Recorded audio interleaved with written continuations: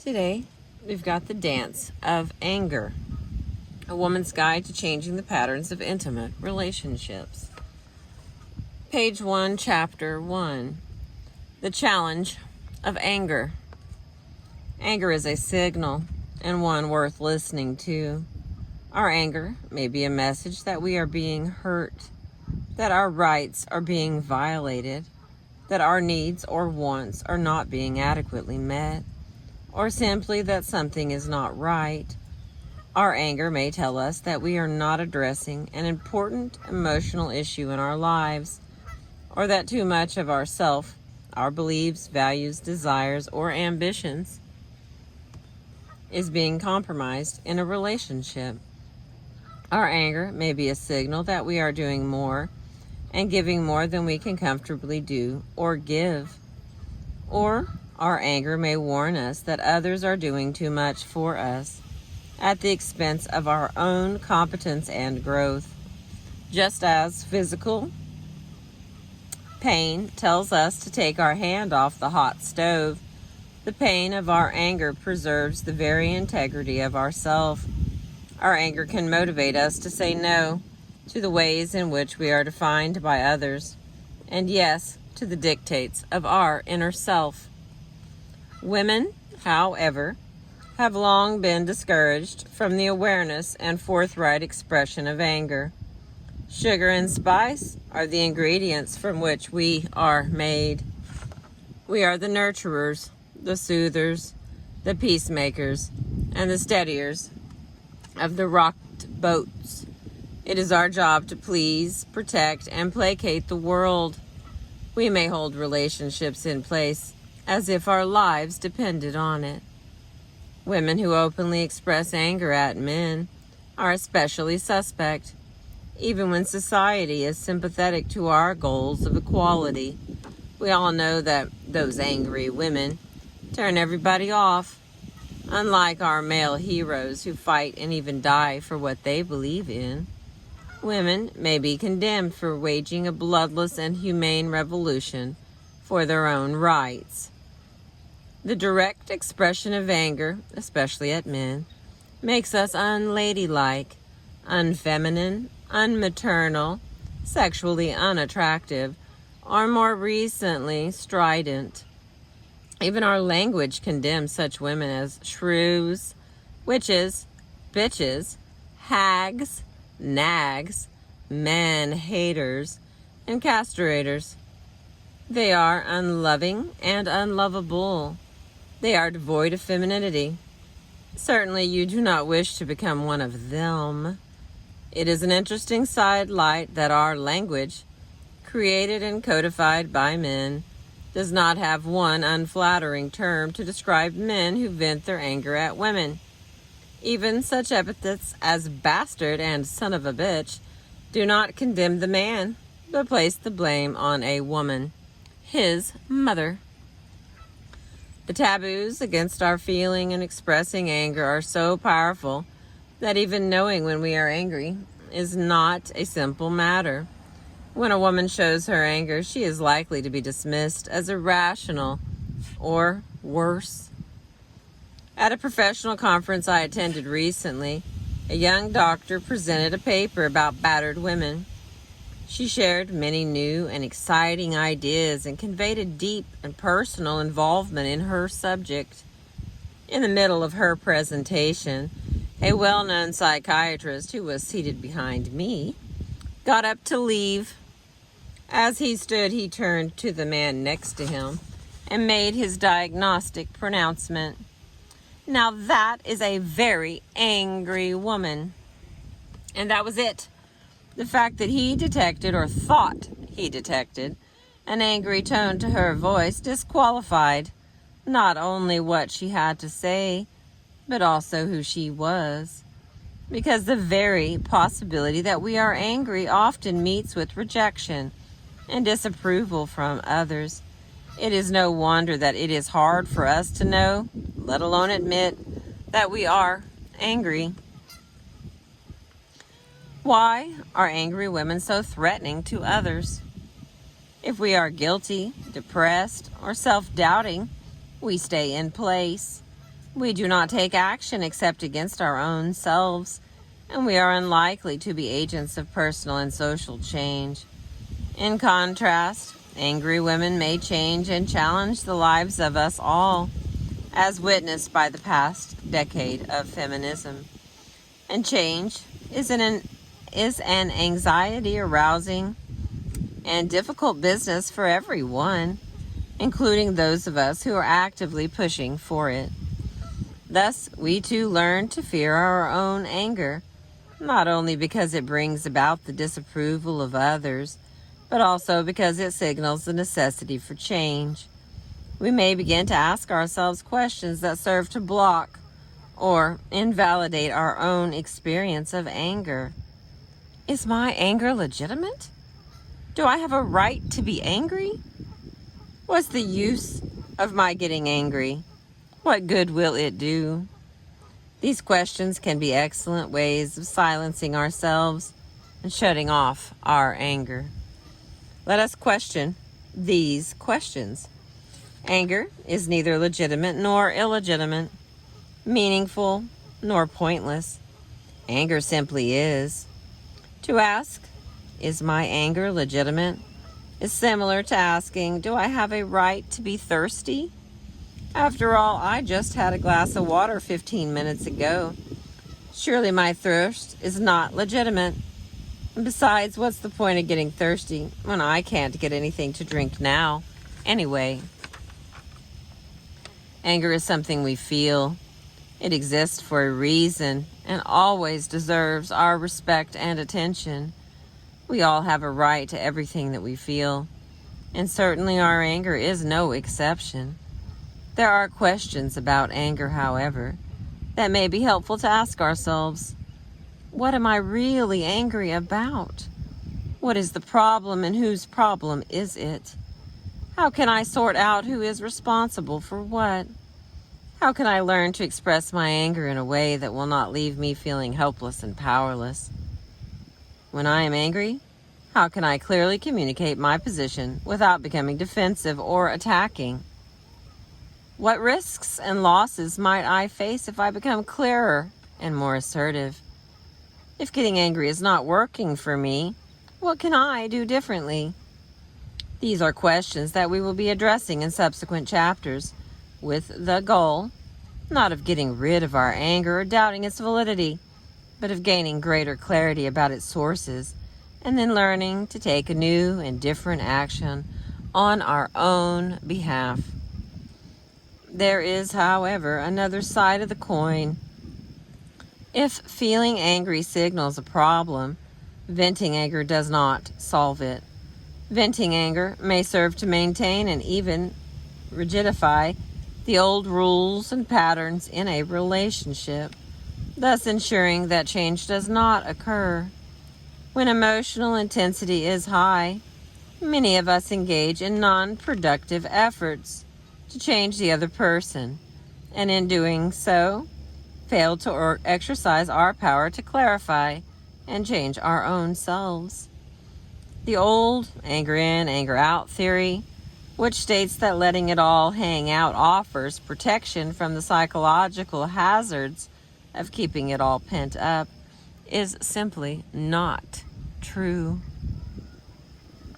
Feelings of depression, low self-esteem, self-betrayal, and even self-hatred are inevitable when we fight but continue to submit to unfair circumstances, when we complain but live in a way that betrays our hopes, values, and potentials, or when we find ourselves fulfilling society's stereotype of the bitchy, nagging, bitter, or destructive woman.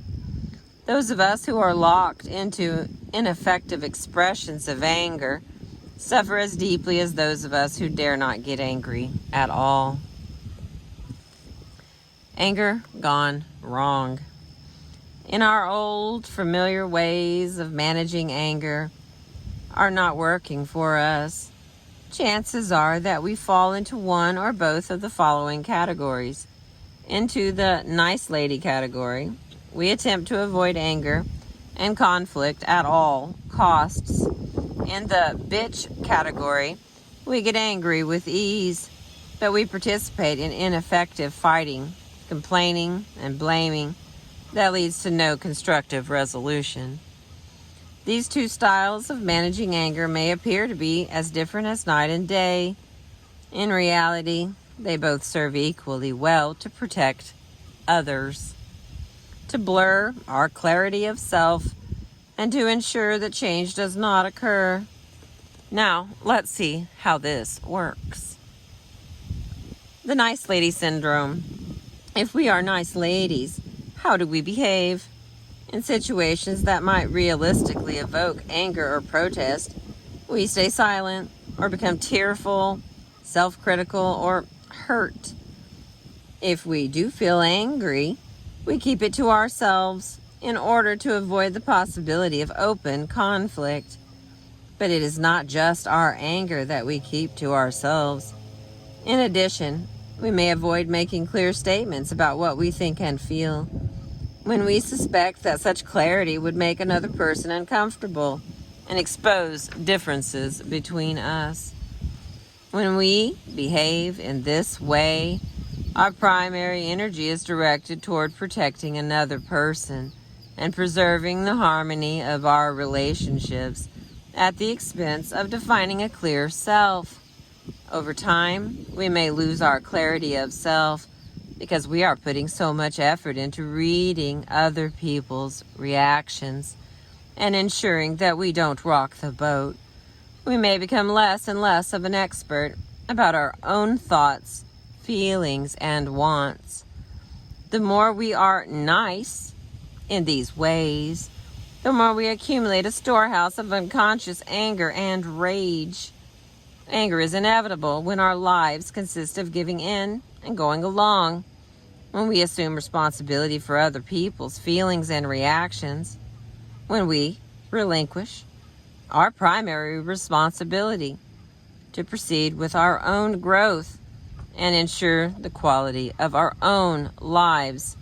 When we behave as if having a relationship is more important than having a self. Of course, we are forbidden from experiencing this anger directly, since nice ladies, by definition, are not angry women.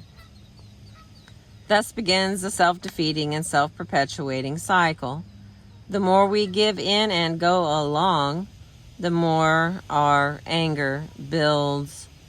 The more we intensify our repressive efforts, the more we unconsciously fear a volcanic eruption should we begin to let our anger out. So the more desperately we repress, and so it goes.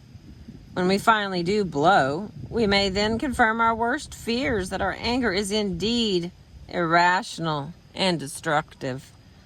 And other people may write us off as neurotic, while the real issues go unaddressed, and the cycle begins again. Although nice ladies are not very good at feeling angry, we may be great at feeling guilty, as with depression or feeling hurt. We may cultivate guilt in order to blot out the awareness of our own anger.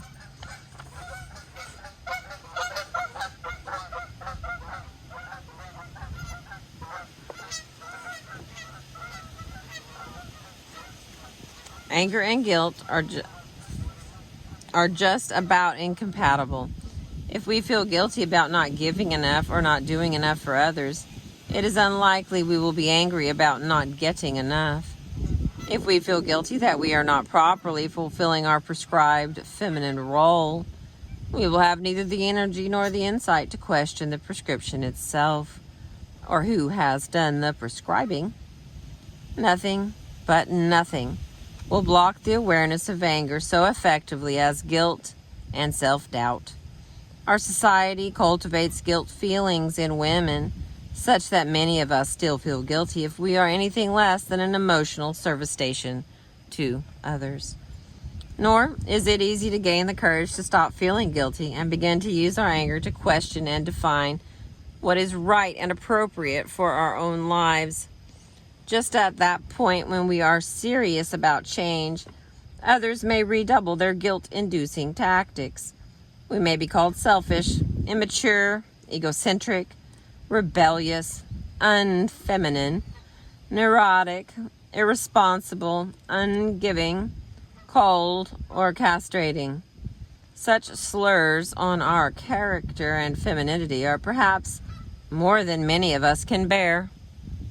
When we are taught that our worth and identity are to be found in loving and being loved, it is indeed devastating to have our attractiveness and womanliness questioned. How tempting it may be to shuffle apologetically back to our proper place in order to regain the approval of others. Unlike the bitches among us who are doomed to lose popularity contests, if not our jobs, nice ladies are rewarded by society. The personal costs, however, are very high and affect every aspect of our emotional and intellectual life. See no evil, hear no evil, speak no evil becomes the unconscious rule for those of us who must deny the awarenesses and expressions of our anger. The evil that we must avoid includes any number of thoughts, feelings, and actions that might bring us into open conflict or even disagreement with important others.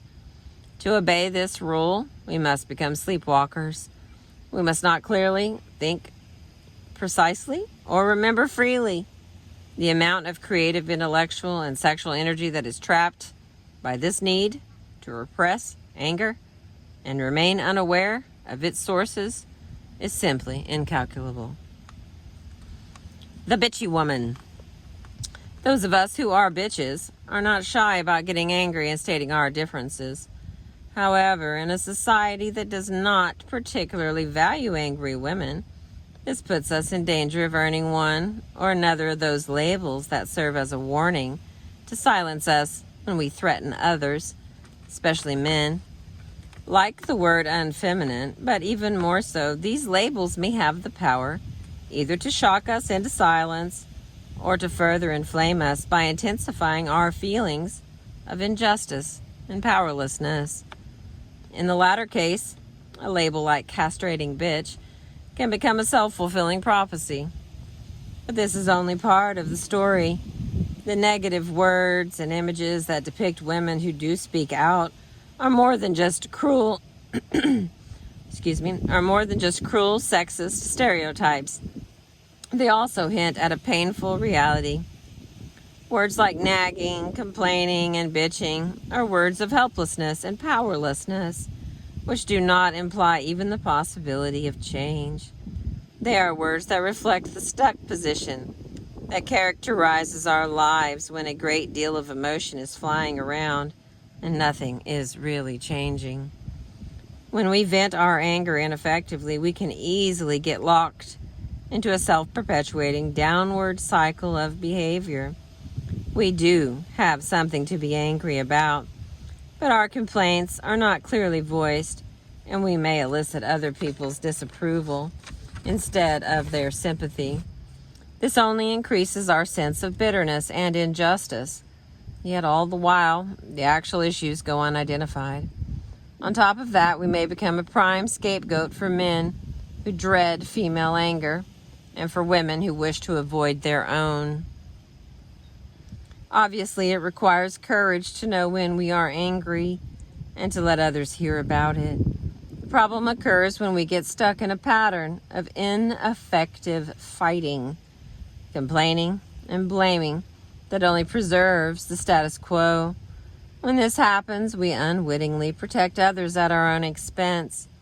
On the one hand, an angry woman is threatening. When we voice our anger ineffectively, however, without clarity, direction, and control, it may, in the end, be reassuring to others. We allow ourselves to be written off, and we provide others with an excuse not to take us seriously and hear what we are saying. In fact, we even help others to stay calm. Have you ever watched another person get cooler, calmer, and more intellectual as you become more infuriated and hysterical? Here, the nature of our fighting or angry accusations may actually allow the other person to get off the hook. Those of us who fight ineffectively are usually caught up in unsuccessful efforts to change a person who does not want to change.